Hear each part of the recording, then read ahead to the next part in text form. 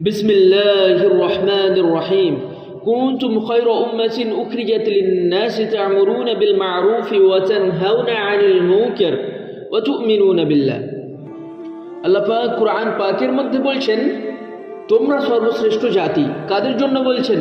আমাদের জন্য বলছেন তোমরা সর্বশ্রেষ্ঠ জাতি। মানুষের মঙ্গলের জন্যই তোমাদেরকে বাহির করা হইয়াছে।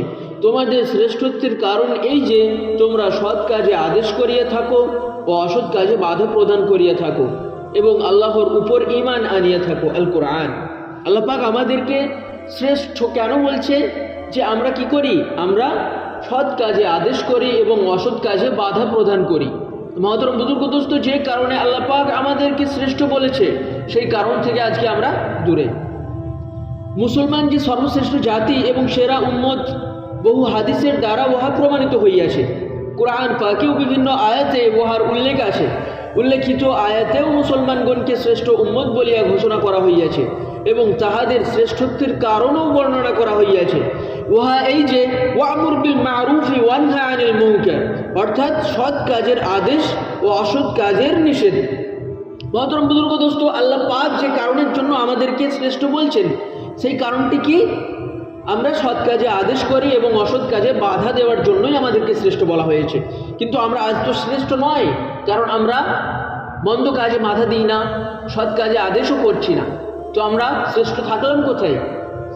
মুফাসসিরিনগণ লিখে আছেন এই আয়াতে ওয়ামুর বিল মারুফি ওয়ানহা আনিল মুনকার ঈমানের পূর্বেই জিকির করা হইয়াছে, অথচ ঈমান সকল ইবাদতের মূল।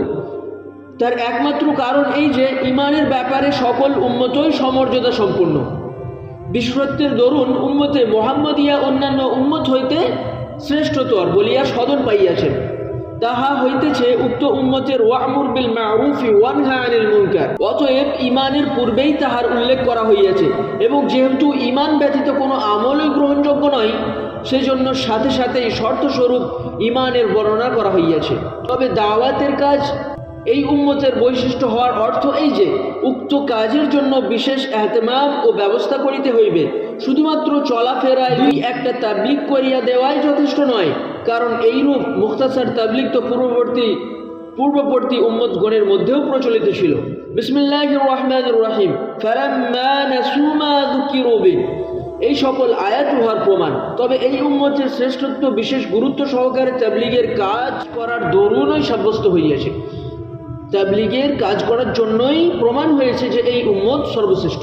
আল্লাহ পাক এই হাদিসের প্রতি আমাদেরকে আমল করা তৌফিক দান করুন। এই হাদিসটি নেওয়া হয়েছে ফাজাইলে আমাল থেকে।